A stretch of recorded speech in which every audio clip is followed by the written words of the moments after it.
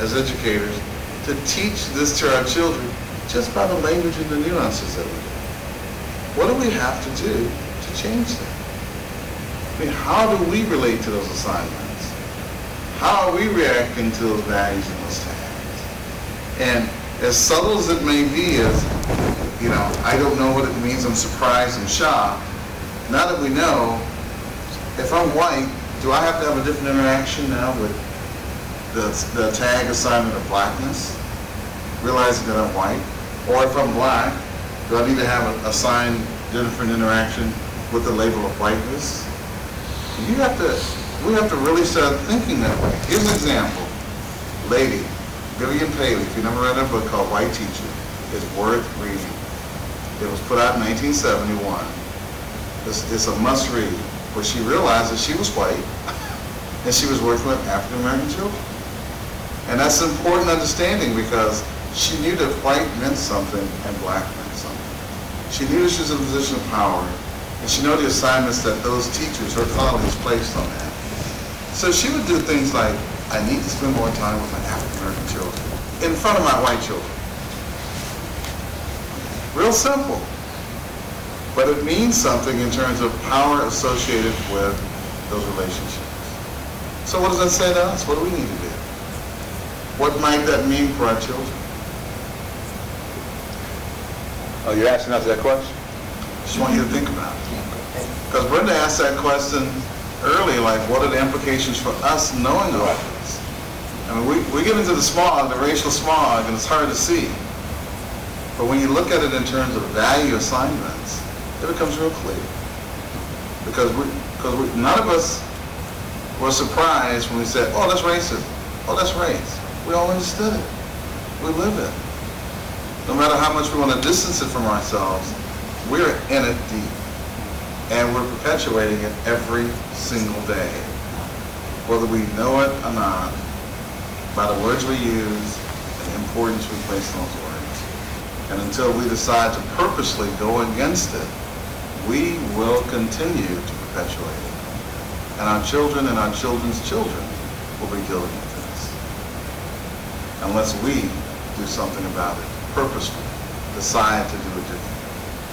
Would it be fair to say that we have, I look at it like this, you can have preference, you can have bias, and you have racism. And to me, they're all different. If I have a preference, I'm not holding anybody back. I'm not trying to judge you. If I have a bias, and it's usually those factors that are coming into play that I'm accepting based on what I want to accept. And then you have racism, which you're going to hold somebody back, or you're going to make life or conditions in which some could not achieve what they're capable of by your influence or your control. And, I celebrate being white, as I would imagine, someone of color celebrates of color. I think it's good that we're different. But I don't want to ever hold anyone back or not fight against my biases. We've all got them. Yeah. And speaking of the values you're talking about, it's just in dealing with students, for instance, if they're speaking incorrect English and you correct them, a lot of times they'll say, oh, well, you want me to talk like I'm white. No, I want you to speak correct English. All white people don't speak correct English, but they assume that. You talk to them about behavior. I spoke with them, I went to a school to observe another social studies teacher, and I told him how every kid there was in class, the teacher didn't have to say anything about stop talking and those kinds of things. You just want us to act like we're white. But there were black kids in that class. So they have put that value with the color. If I'm doing it right and it's good, then it must be what white people do. So they still have that mentality, as you said, we have to do something to try to change it. You're not being white just because you behave the way that you should behave. Were you going to respond, Mike? Yes. I wanted to Because we got to close. I know we got to close, because I think it's a good thing to be responsive, and it fits with what you were saying too, Lord, is that we're going to be biased no matter what. That's the human condition.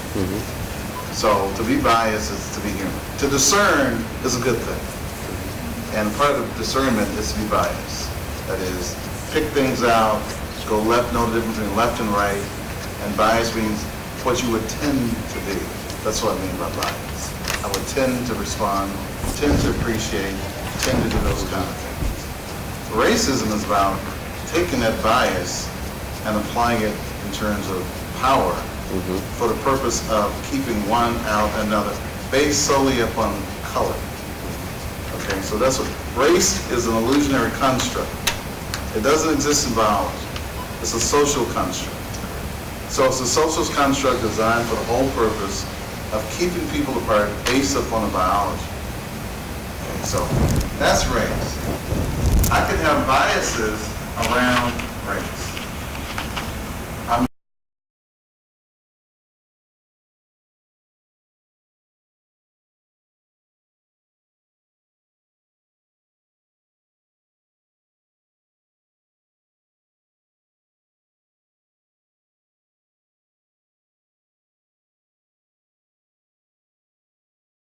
Don't get caught is where we have been trapped. We used to call it in the 60s a trick bag. Is we get caught around the whole idea of assignments according to color, and then that's associated with power, and there's a historical formula around that.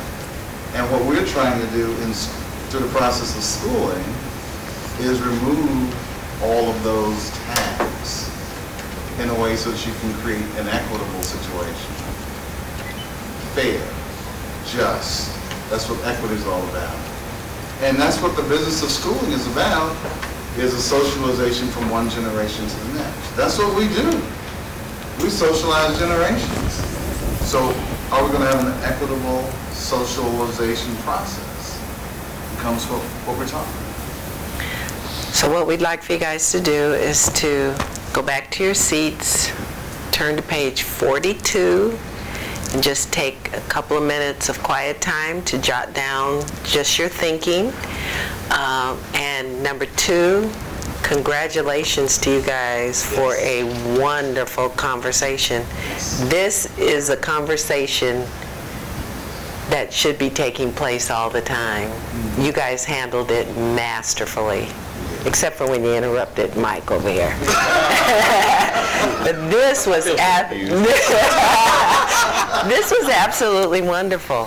And to hear the different stories from people who are in situations that maybe some of us didn't realize, and what some of you have learned and sharing with the group, I just applaud you for it and thank you very much. This was just wonderful. So please go back to your seats, turn to 42, and then we will dismiss for lunch or for your